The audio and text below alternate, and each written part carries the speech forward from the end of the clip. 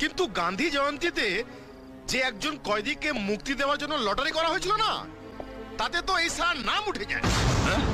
হ্যাঁ প্রতাপ বাবু, এ তো ডেঞ্জারাস লোক, কি করা যায় বলুন তো? আরে একটা কিছু করুন। না না, ও কি করবে?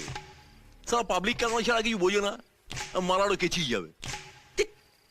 ব্যাপারটা আমি দেখছি। তুমি আবার কি দেখবে? এই বয়সে আর যেচে মার খেতে যেও না। জামাই বাবু, টিকিট ব্ল্যাক করা ছেড়ে দেওয়ার পর আর কোনোদিন কারো হাতে কেলানি খেয়েছি? আরে এরকম একটা মালই তো আমাদের দরকার। একটু ঘেঁটে দেখি, যদি দেখি বডির ওপর অন্য কোনো দলের স্ট্যাম্প পড়েনি, তাহলে আমাদের ঠাপ্পা মেরে দেবো। আর একটা যুব নেতা তো নাকি,